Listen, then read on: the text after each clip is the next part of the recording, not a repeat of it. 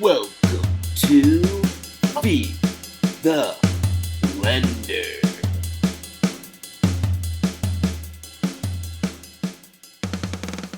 All right, boys, welcome to another episode of Feed the Blender. We're recording this on Wednesday night, December 7th. The Seton Hall Fighting Pirates are playing the lowly D2 Lincoln, whatever they are. They could be a tiger, they could be a platypus. I don't even care. They're a D2 team, and we're losing to them right now. So, dependent on how that goes, my tone might change throughout this. But we're not here to talk about the Seton Hall Fighting Pirates. We're here to talk about the state of the NBA. We're roughly 25 games in.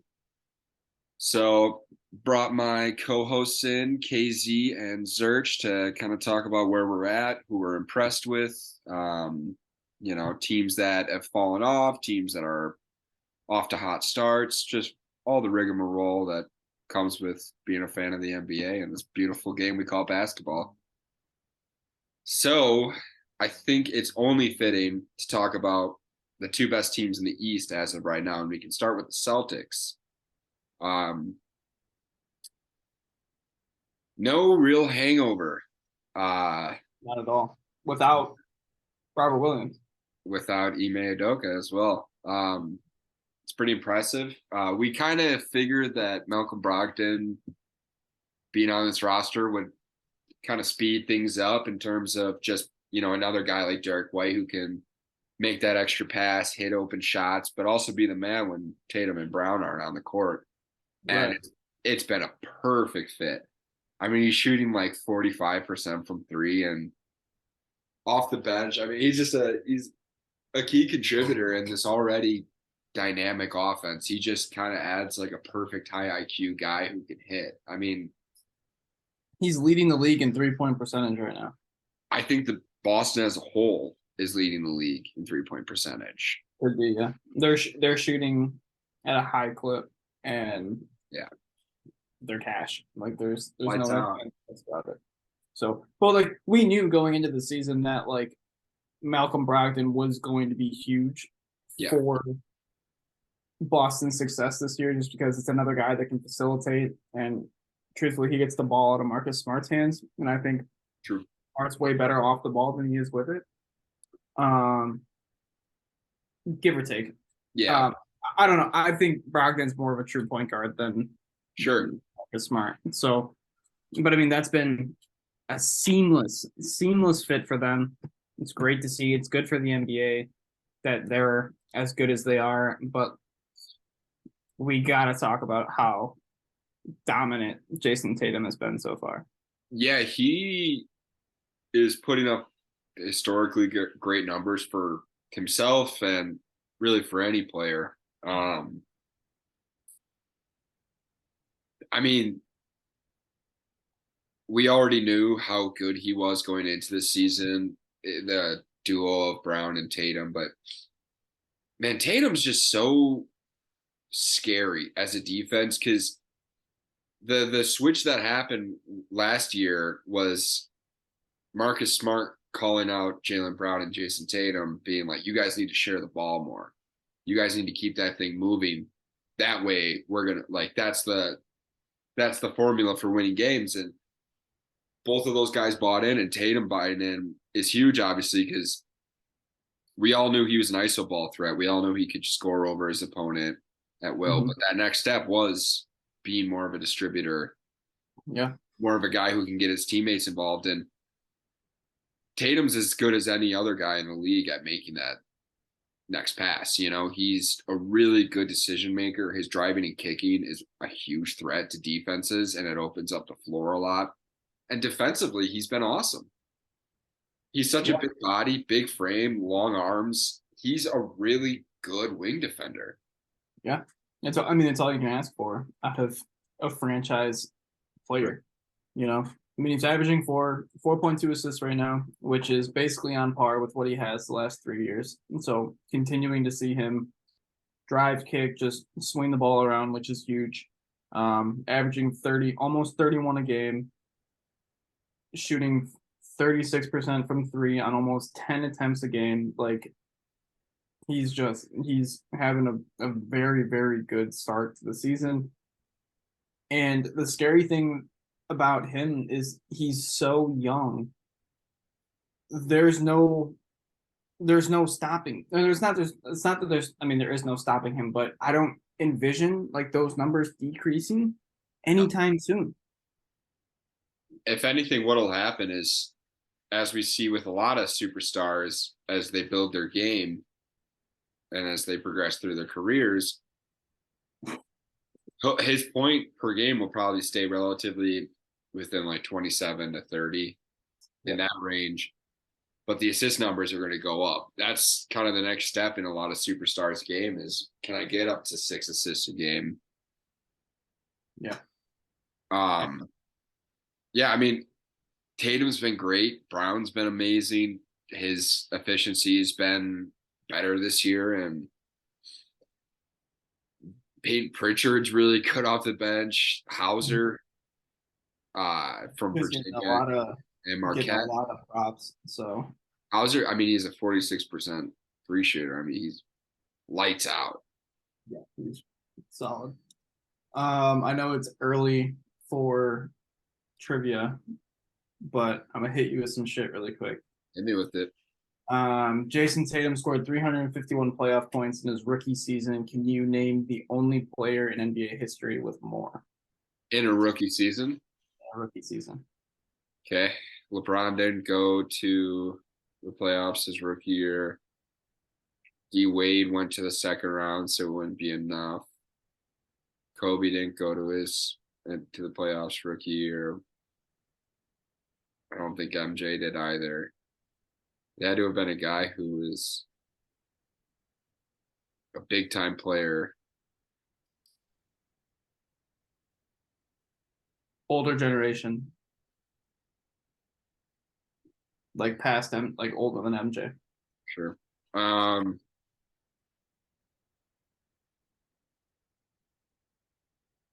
go Kareem. Yep. There it is. Another one in the top 5. He's number 4. Tyler Hero.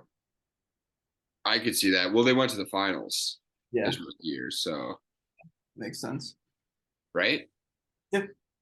Yeah, that was the bubble. Was that his rookie year or was it his second? No, this is rookie year. Pretty good. Yeah. Solid. Yeah, that cat's pretty good. 5 points. But yeah, Boston's been really good. I mean, kind of what we expected. They kind of just picked up where they left off at the end of the regular season last year. And another team that has been doing the same is the Bucks. Without Middleton, they started 15-5. Giannis, I mean, God, is he good? You cannot stop that man. Nope. And Drew's had a solid year. Their ball movement's been great. Brooke Lopez is having a really good year. He's leading the league in blocks right now. Our boy Mamu's, he's been in and out of the herd, in and out of the Bucks lineup. He had a concussion at the beginning of the year, but he's actually playing some minutes now, and he looks good at the floor. Yeah, they have a really solid rotation. If they can continue, I think they should really consider splitting the minutes between him and Bobby, like almost 60-40, just because they're so different as players. I think that I could see Mamu splitting minutes with Brooke at the 5. That way you have a little small ball. Imagine Mamu at the 5, Giannis at the 4. Point center. Yeah. Bringing the ball up the floor. Start the break early. Yeah. I mean, we're obviously big fans, but it is kind of like a head scratcher is like, why is Bud not playing Mamu? He had a really good offseason overseas, and Zach Lowe will be the first one to tell you that he should be getting more minutes. So true. Yeah, I mean the Bucks, their system wins games. They've been one of the tougher teams to beat, even though they're not like a high efficient scoring team. Like they just don't make a ton of threes. They don't shoot at a high efficiency, but they play really good defense, obviously, and Giannis is that good. So it's like you have a guy like Giannis and you're in any game. Right.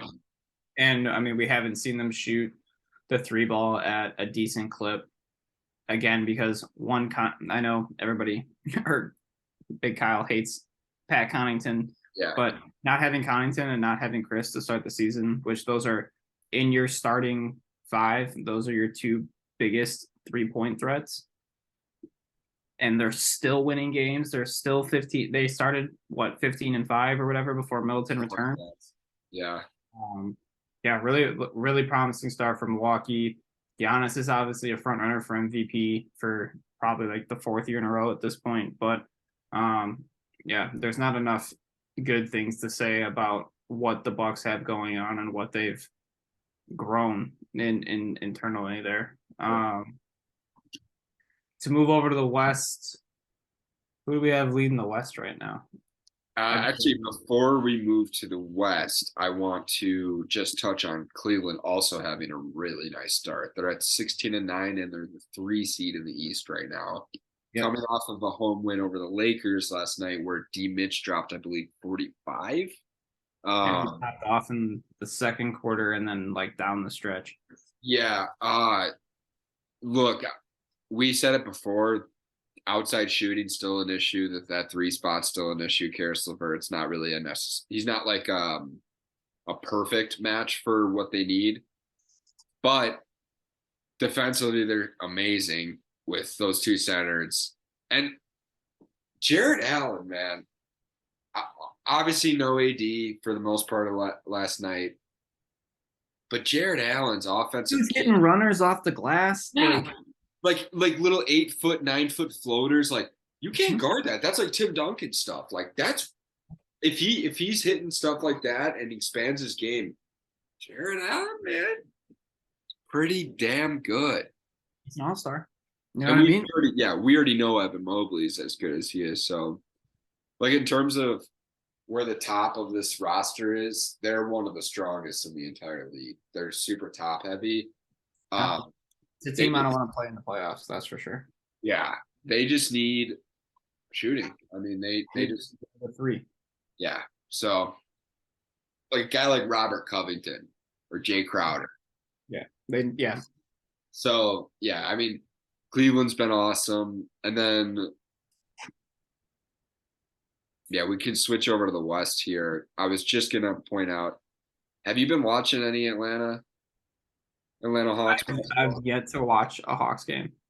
Okay, so they're running into an issue right now where they're having kind of an ego thing. McMillan basically called out Trey for not passing enough.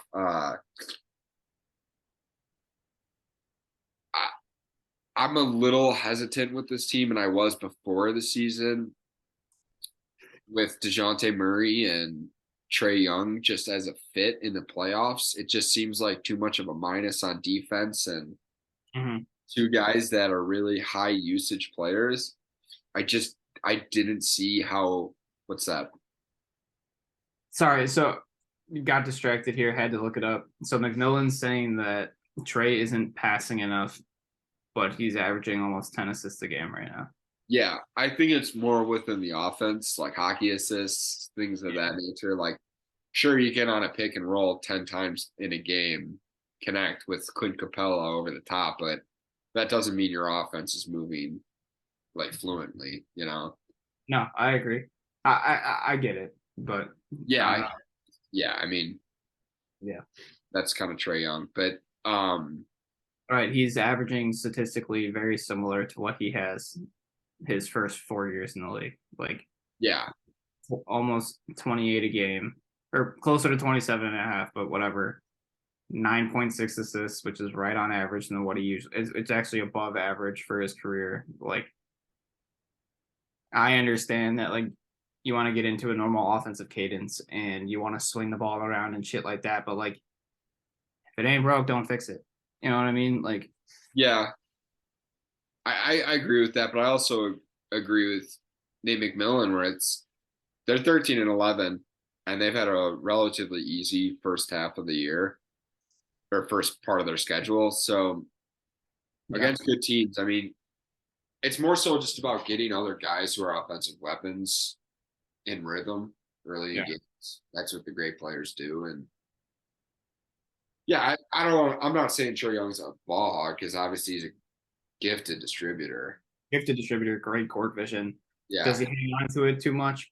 Probably, but and I'm sure. I'm sure when he throws up a 32-footer and clanks it off the back of the rim, that's a bit discouraging to teammates. But I get that. However, he also hits them. So he also hits those, and then on top of that, like him doing shit like that is what got him drafted. It's what's gotten him paid. It's what's gotten them to the playoffs the last 3 years. You know what I mean? Like it's one of those a give and take sort of situations, and he doesn't turn the ball over that much. He averages less than 3 turnovers a game, which is bananas for somebody who's facilitates as much as he does. But yeah, his assist to turnover ratio is actually pretty damn good.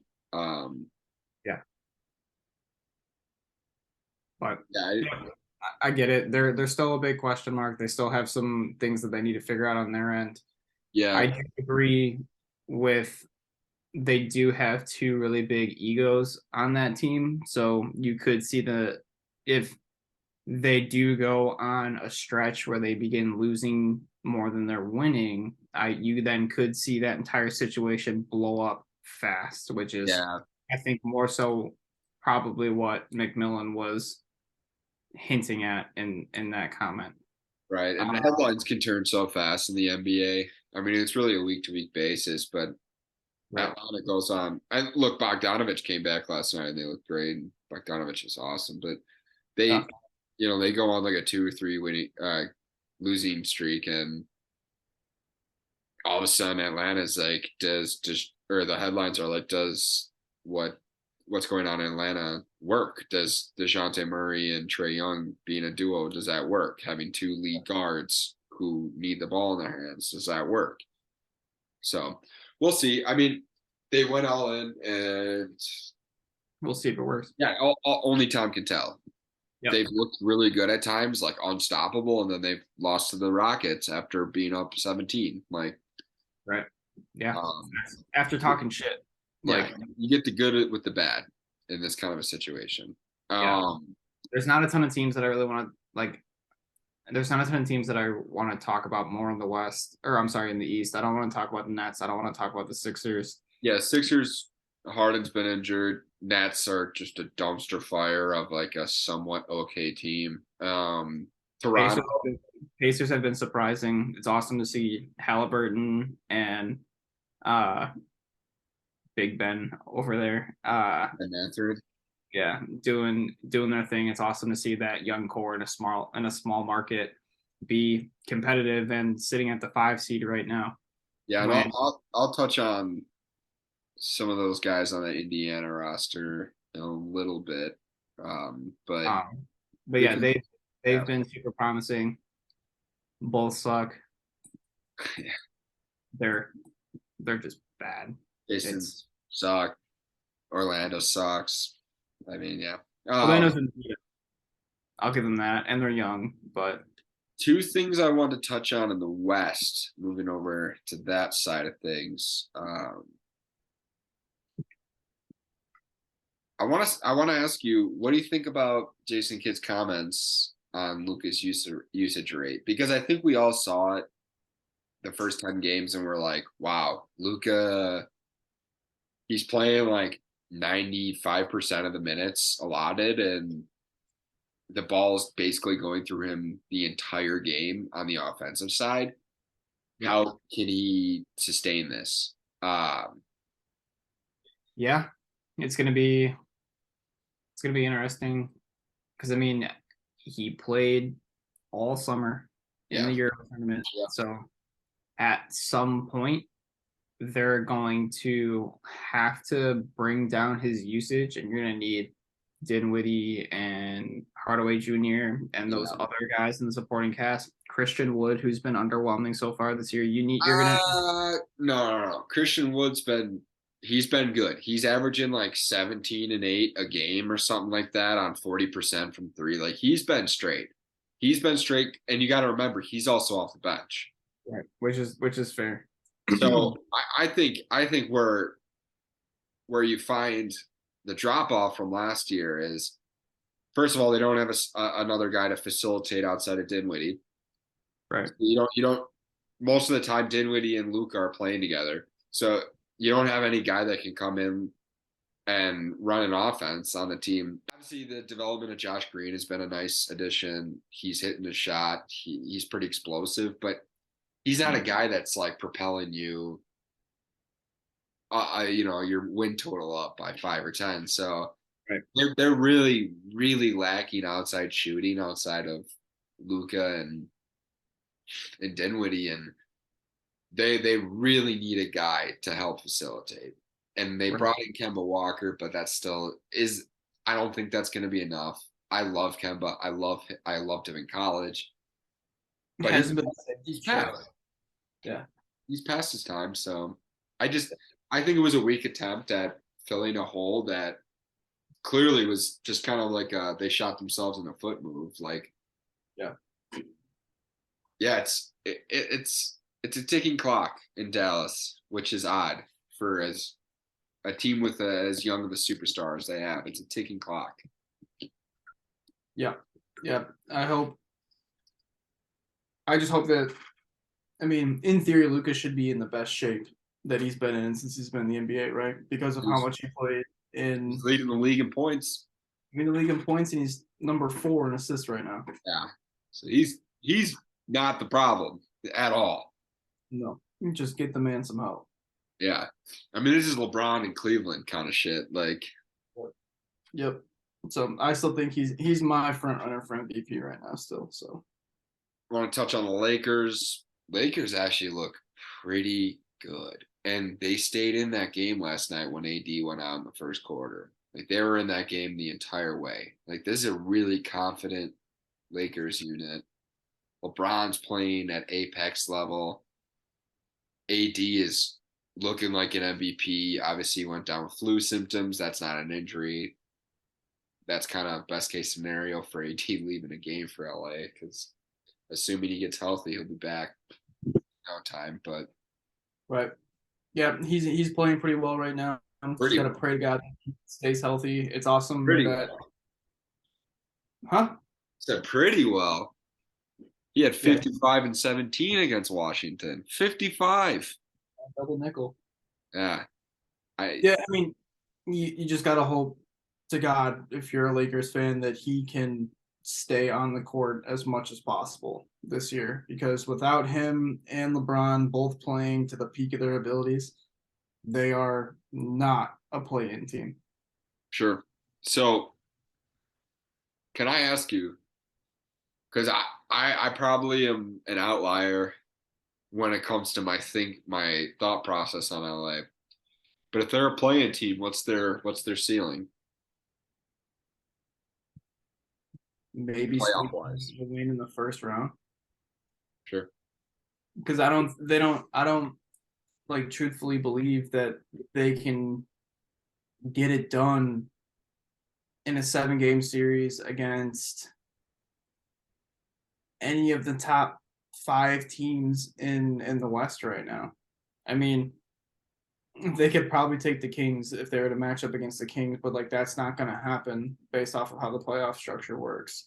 So like you squeak in, let's say best case scenario, season ends right now, and they make the play-in and they get the 7 seed.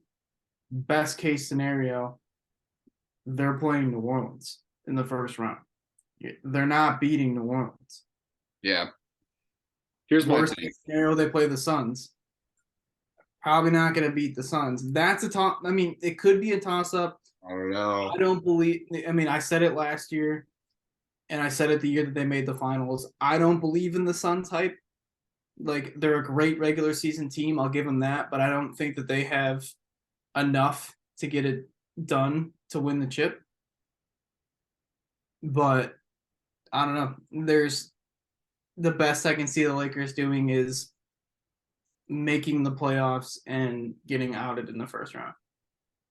Look, my line of thought on this is, and this is both AD and Bron staying healthy. So these are two things that need to happen. That's why I'm saying it's a ceiling. This is like best case scenario. There are two all-time greats, Bron being the all-time great. I still like LeBron's ability to affect a game and a series more than anyone else in the league, aside from maybe Luka and maybe Giannis, like individually.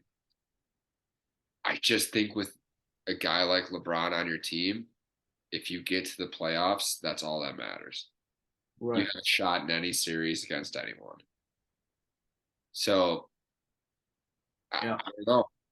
I think the ceiling is a Western Conference Finals if they get into the play-in. I'm not saying it's going to happen. I'm not saying I believe in it, but I believe in LeBron's ability to win a series and dominate the game in a sort of way where even if his guys aren't shooting 40% from three, they still can defensively hang in there enough for their stars to do enough.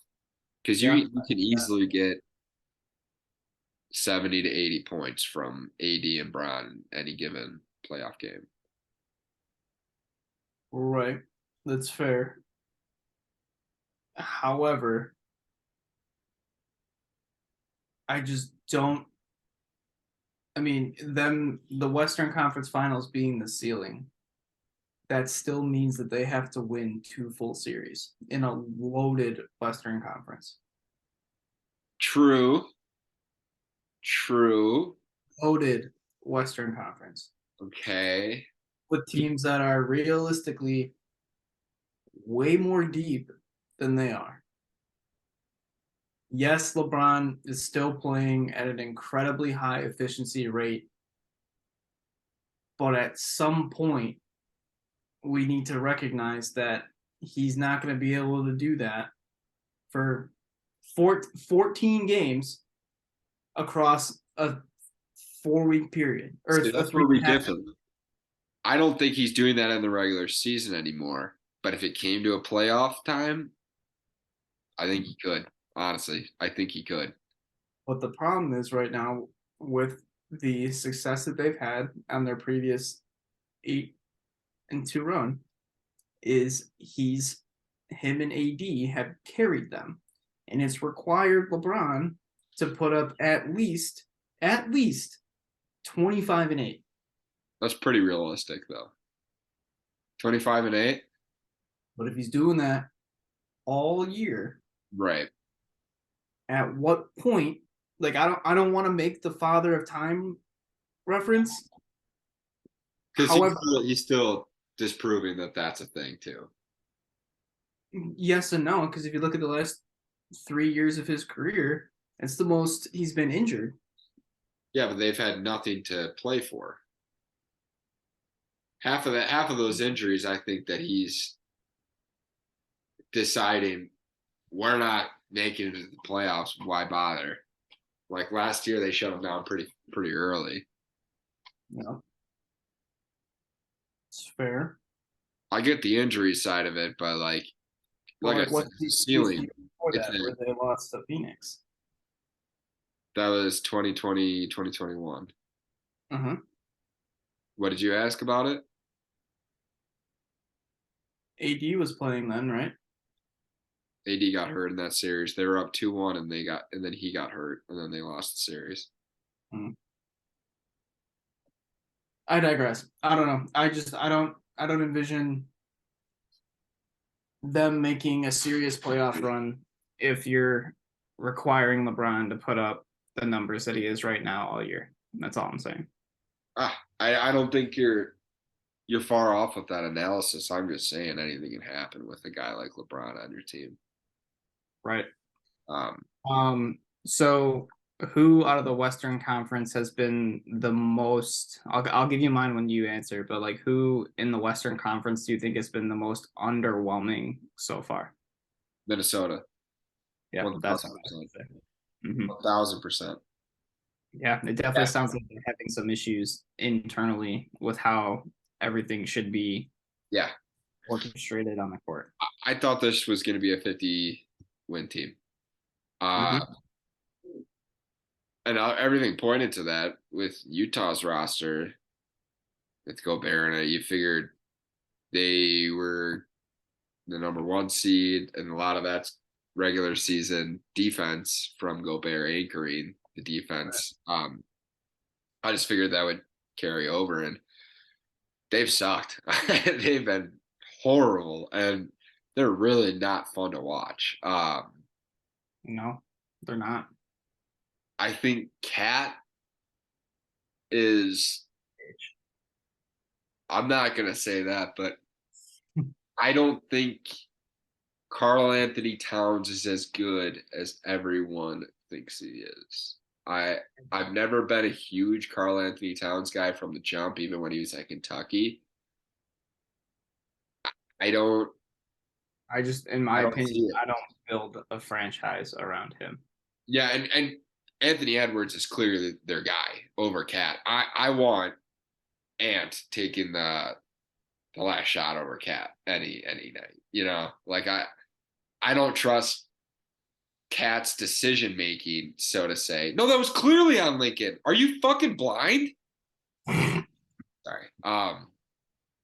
I don't trust Cat's decision making in a big time moment in a game at all. I think he's a numbskull.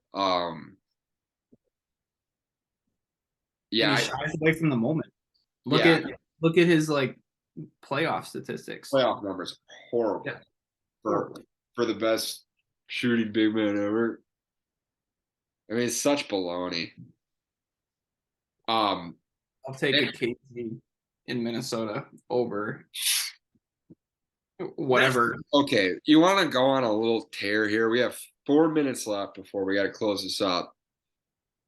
KG in Minnesota, MVP. No, like 1,000,000%. He was the guy. 35, like 15-5 in a game 7 in the playoffs. Like he was a baller. Mm-hmm. Cat is not KG. I know they're 2 different positions. KG's more of a 4 than a 5, but Cat will never be. I mean, fuck, dude. I'll take Kevin Love in Minnesota. I'll take K Love any day. K Love is a Hall of Famer. I could even go out there and say K Love might be a better shooter than Cat. Mm-hmm. When K Love first came into the league, they weren't having spacing the way Cat has. Nope. And he was still getting his boards. Still putting up 10, 12 a game. And still is to this day. Off the bench. From 3. Yeah. No, it's hard to even just put into words how disappointing this Minnesota team is. I give them this year, and if they don't make the playoffs, they shop Cat. Yeah.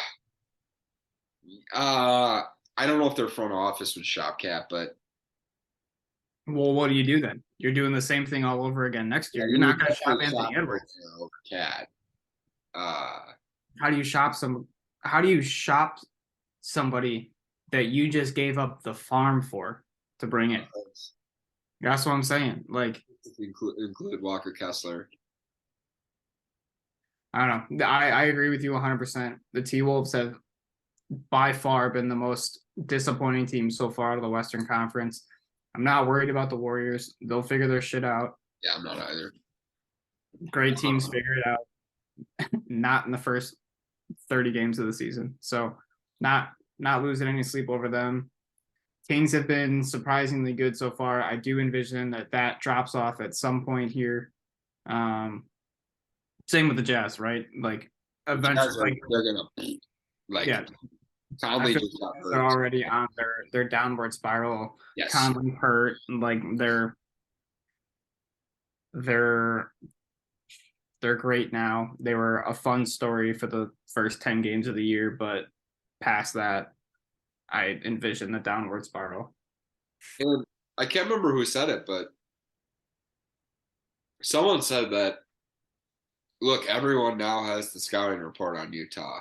Like, everyone knows they're going to come out and play hard. Like, it's a pretty easy adjustment to just play harder.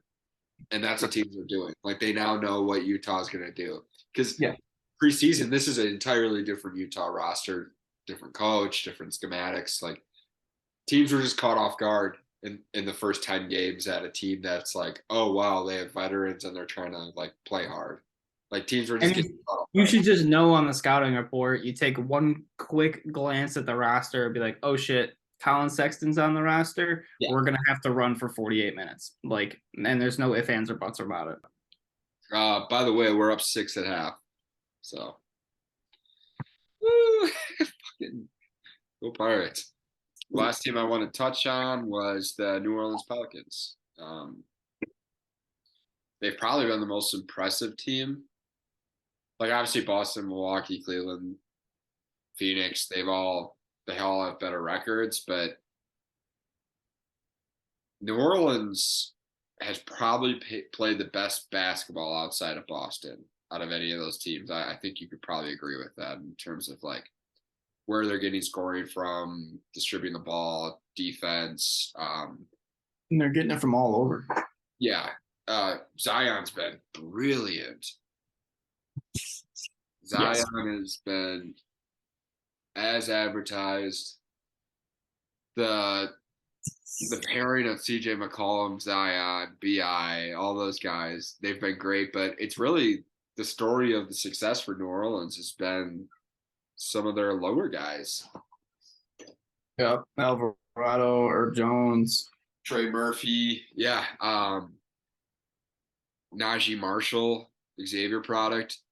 They got some guys that just know how to play. You know, they know defensively where they should be. They know where that next pass is. They know, you know, they see the game really intelligently for a young team.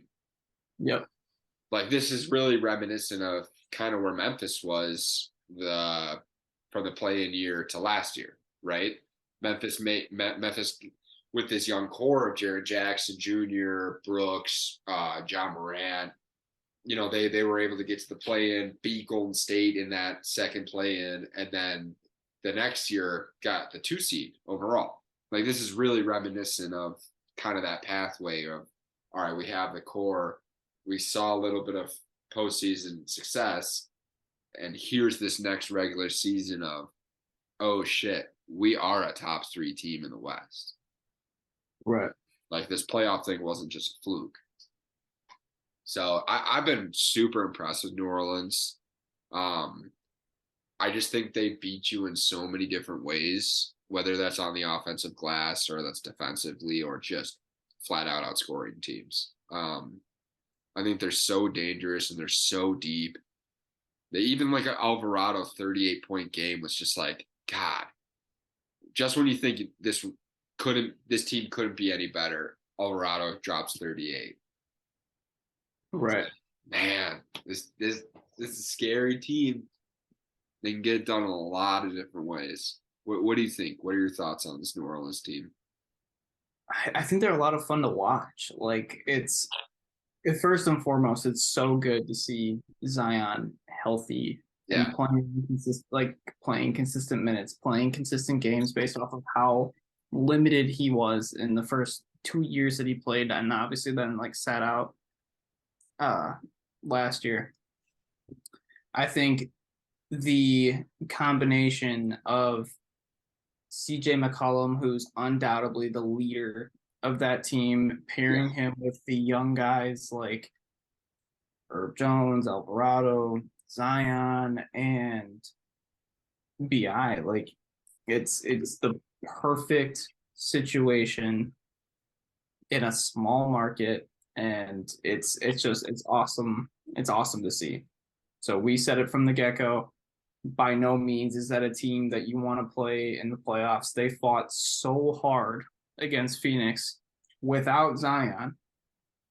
Yeah, it took 100% from the field game from Chris Paul. Mm-hmm. Right. Down. I mean, right. Yeah, you go on. It's really good for the NBA right now. And definitely.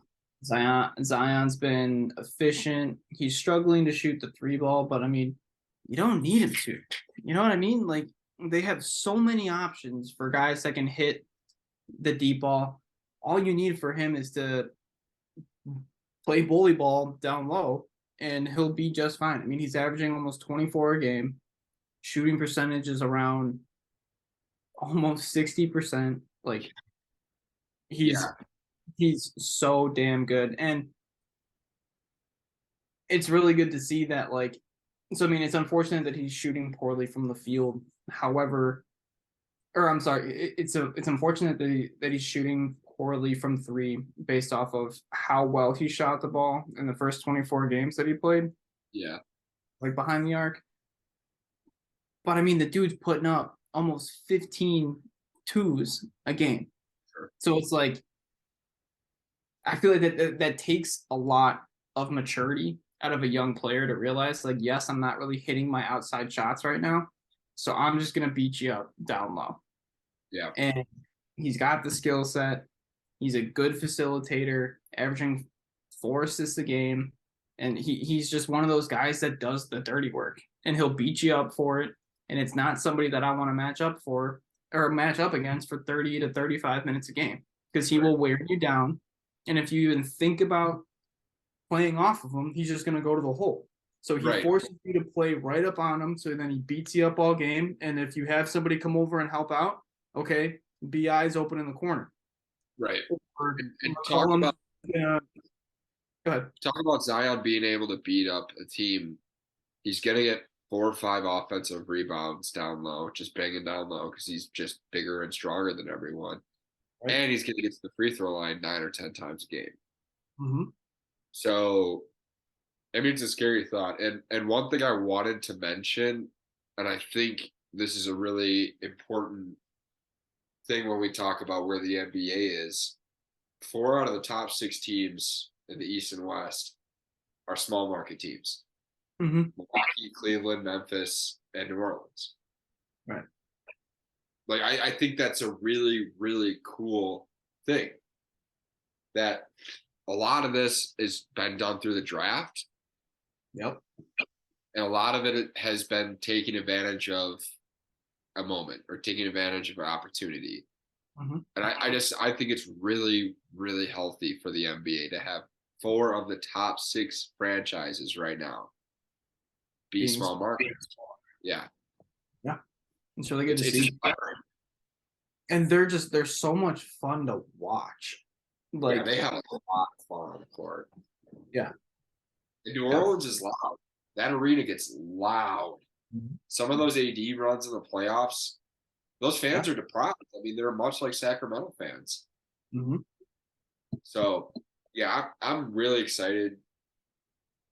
I'm really excited to see what they do in the last, 55 games of the season. But yeah, they've been awesome to watch so far. Mm-hmm. Yeah, I don't think anybody really pays attention to, like, how valuable, like, that playoff experience was last year. Yes, Zion didn't play, but, like, McCollum's got playoff experience. As I already mentioned, like, he's by far the leader of that team. For that young of a core, yes, they didn't make a super far playoff run last year, but they battled with the best team in the NBA last year. That was a war.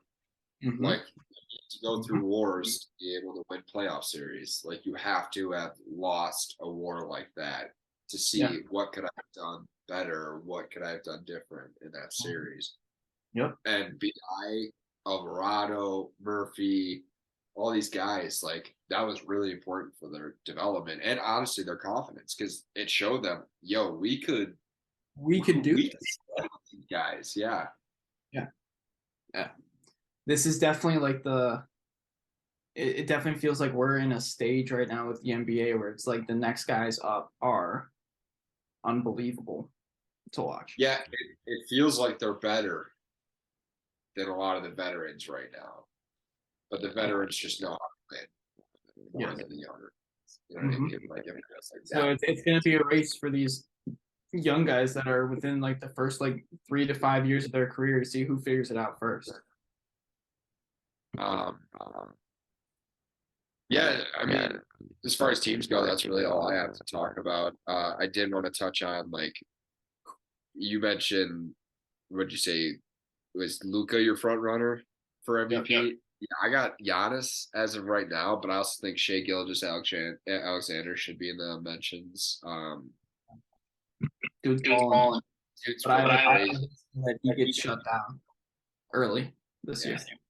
They're not gonna. I think they're gonna compete for a play-in. I disagree. We'll see. We shall see. Yeah. Otherwise, it's Giannis. Oh, wow, good move. Giannis, Shai, and then Luka. Those are my top three. And then Tatum, Booker. They're also in the discussion. But Steph. Steph. Obviously, I've just been like uber impressed with Gilgeous-Alexander. I mean, I watched a decent amount of OKC games last year before he went out, so I knew his game, but I think they're like right around like 11-13 or like 11-12 or something like that. 11-13. Yeah, he's won them basically all 11 games. I mean, they don't have a ton of guys. They all kind of have guys that are just under what they should be. You know what I mean? Like they're just about to eclipse like that next step. Like, he hasn't really figured out a shot or anything. Like he's just short of what his potential is. Like I feel like that roster is kind of like constructed of just guys who are kind of figuring out their roles and their spots in the NBA. And Gilgeous-Alexander is the only guy on that roster where you're like, holy shit, this guy's a superstar. You know what I mean? Like you watch him and you're like, there's not another guy in the NBA that's playing like this. No. So not efficient, which is cool. Yeah. But yeah, I mean, it's been a really fun first 25 games. I've watched every team play like 2 or 3 times, and yeah, it's been a blast. I mean, this last 55 games, all right, it's gonna be fun. I'm really excited to see what happens down the stretch here. Yeah, I agree. So just transitioning into your rookie of the year right now, who have you been most impressed with out of the rookies so far? So I'll give you a couple. Paolo obviously jumps off the page. Yeah. Jabari Smith Jr. has been a little bit underwhelming. Chet's obviously injured. So your top 3 picks. Ben Matherin's the easy response. He's been brilliant. It's been huge for Indiana. Huge. Yeah. Andrew Nebhard, also for Indiana, has been amazing, especially the last couple of games here. And I was texting you about it the other day. I was like, this kid's unbelievable, and just went crazy in Golden State. 31, 8, and 13. Busting Curry, like making Curry look a little silly at times. But I really like that J-Dub kid, Williams from Jalen Williams from OKC. Yep. I think he's going to be really good. Pick is doing good. I can't remember his name off the top of my head. Was going to be the one I was going to say. So he's got an interesting role on that team right now. You can go back. KZ covered Portland in our divisional breakdowns. And I said, the Shaden Sharp kid has looked really good in Summer League. And I think he's actually going to be really good. You can go back. It's on tape. The Shaden Sharp is legit. Portland's got something interesting going on right now. That's for sure. Most definitely. Yeah, I mean, if they hit on that, that's huge. I mean, how often do you hit on a lottery pick like 3-and-D wing like that? Like that's kind of like the most coveted position, and just to hit on that on a guy who didn't even play a single game in college, like how wild is that? Bold. In context, like that's pretty nuts. Mm-hmm. Yeah. Yeah, Portland's been another super interesting team to watch so far this year. Yeah, they've had some battles. They fought very hard. Yeah, I would say for me right now, I would say Ben Matherin's definitely in my opinion, the rookie of the year right now. Yeah, Mostly just because Paolo's been kind of in and out of the lineup. yeah. But from like a comfortable, like offensively, Paolo looks super comfortable on the floor, which Star already. Like we talked about when Duke was on in the tournament last year. I swear to God. There are definitely situations in which that I've watched so far where Paolo does have a little bit of growing pains that he needs to figure out, at least like defensively. He needs to see things a little bit quicker. It's caught sleeping. Yeah, which every rookie does. So. Every rookie does. That's pretty standard, but pretty standard. But I think I feel like I've seen less of it so far out of Matherin. Sure.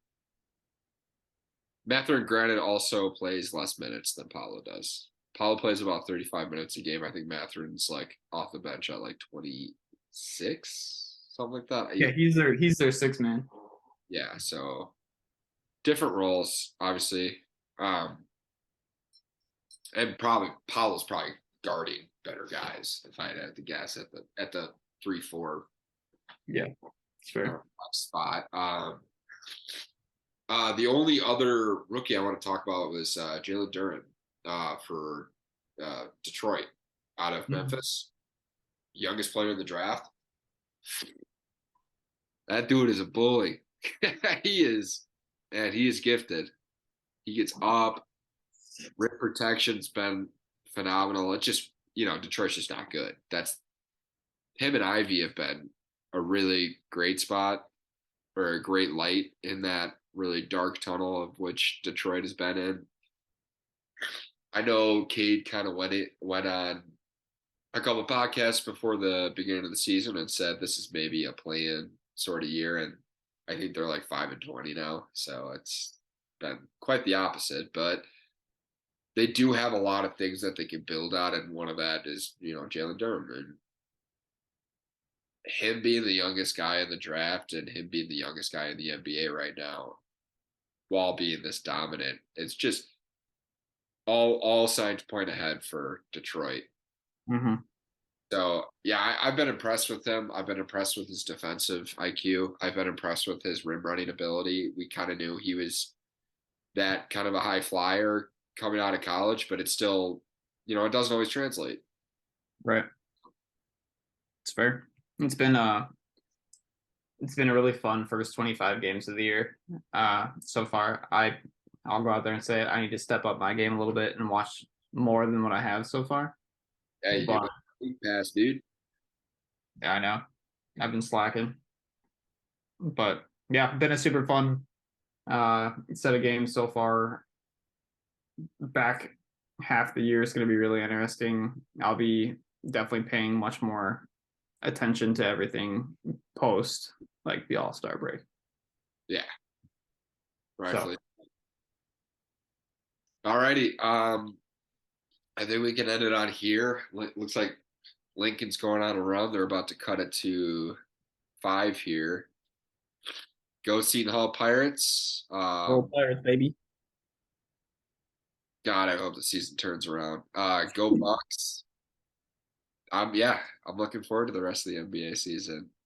Yes, sir. Yes, sir. We should hop back on here 10 games out and see where we're at.